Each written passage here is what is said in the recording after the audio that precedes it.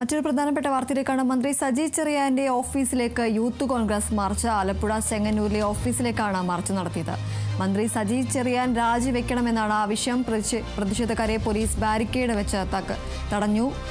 ആലപ്പുഴ ചെങ്ങന്നൂരിലാണ് ഇത്തരത്തിൽ മന്ത്രി സജി ചെറിയാന്റെ ഓഫീസിലേക്ക് മാർച്ച് നടത്തിയത്. യൂത്ത് കോൺഗ്രസിന്റെ മാർച്ചാണ് നടന്നത്. ആലപ്പുഴ ചെങ്ങന്നൂരിലെ ഓഫീസിലേക്കാണ് മാർച്ച് നടത്തിയത്. മന്ത്രി സജി ചെറിയാൻ രാജിവെക്കണമെന്ന് ആവശ്യപ്പെട്ടുകൊണ്ടാണ് യൂത്ത് കോൺഗ്രസ് പ്രതിഷേധ മാർച്ച് സംഘടിപ്പിച്ചത്. പ്രതിഷേധക്കാരെ പോലീസ് ബാരിക്കേഡ് വെച്ച് തടയുന്ന സ്ഥിതിയാണ് ഉണ്ടായിരുന്നത്. മന്ത്രി സജി ചെറിയാൻ രാജിവെക്കണമെന്ന് ആവശ്യപ്പെട്ടുകൊണ്ടാണ് മന്ത്രി സജി ചെറിയാന്റെ ഓഫീസിലേക്ക് യൂത്ത് കോൺഗ്രസ് മാർച്ച് നടത്തിയത്. ആലപ്പുഴ ചെങ്ങന്നൂരിലെ ഓഫീസിലേക്കാണ് മാർച്ച് നടത്തിയത്. മന്ത്രി സജി ചെറിയാൻ രാജിവെക്കണമെന്നതാണ് പ്രതിഷേധക്കാരുടെ ആവശ്യം. പ്രതിഷേധക്കാരെ പോലീസ് ബാരിക്കേഡ് വെച്ച് തടഞ്ഞു.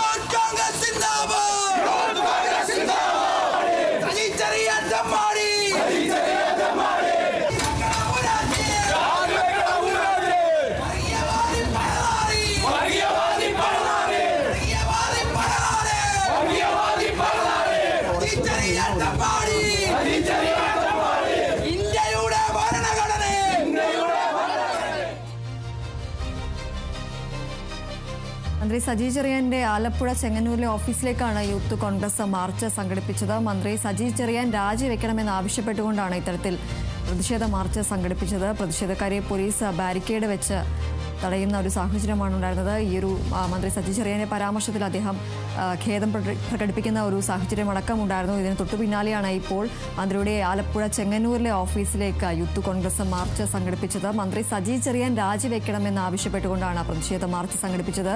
പ്രതിഷേധക്കാരെ പോലീസ് ബാരിക്കേഡ് വെച്ച് തടഞ്ഞു.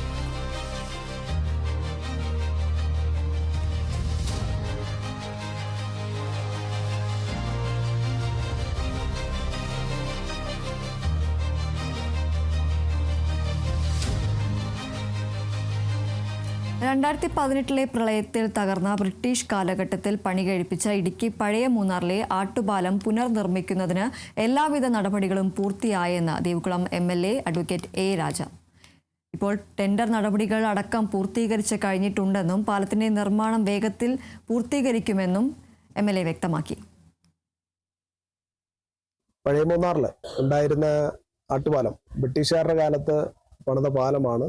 2018 ഉണ്ടായിട്ടുള്ള മഹാപ്രളയത്തിൽ തകർന്നുപോയി. പിന്നീട് അന്നത്തെ ഗവൺമെന്റ് ഈ പാലം പുനർനിർമ്മിക്കുന്നതിന് വേണ്ടി 35 ലക്ഷം രൂപ അനുവദിച്ചിരുന്നു. തുടക്കം കുറിച്ചിരുന്നു. എന്നാൽ ആ ഫണ്ട് തികയാതെ വന്നതിന് ശേഷമാണ് 2021 ശേഷമാണ് ഞാൻ MLA ആകുന്നത്. MLA ആയതിനു ശേഷം ഈ പാലം പണിയുന്നതിന് വേണ്ടി ആദ്യം തന്നെ ഞങ്ങൾ എസ്റ്റിമേറ്റ് പ്രിപ്പയർ ചെയ്തപ്പോൾ ഏകദേശം 1,15 ലക്ഷം രൂപ ഈ പാലം പണിക്ക് വേണ്ടിയിട്ട് ആവശ്യം വന്നു. നേരത്തെ ഉണ്ടായിരുന്ന പാലം അതേപോലെ തന്നെ ചെയ്യണമെന്ന് ആവശ്യമുയർന്നതനുസരിച്ചാണ് ഈ 1,15 ലക്ഷം രൂപ MLA ഫണ്ടിൽ നിന്ന് അനുവദിച്ചതിന് ശേഷം സാധാരണ MLA ഫണ്ട് 1 കോടി രൂപ വരയ്ക്ക് ഒരു പദ്ധതിക്കാണെങ്കിൽ ജില്ലാ കളക്ടറിന്റെ അനുവാദം മതി. പക്ഷെ ഈ പാലത്തിന് 1,15 ലക്ഷം ആവശ്യം വന്നപ്പോൾ സർക്കാരിൽ ഫിനാൻസിൽ നിന്ന് സ്പെഷ്യൽ പെർമിഷൻ എടുക്കേണ്ടി വന്നു. അങ്ങനെ സ്പെഷ്യൽ പെർമിഷൻ എടുക്കുന്നതിന് കുറച്ച് താമസം വന്നു.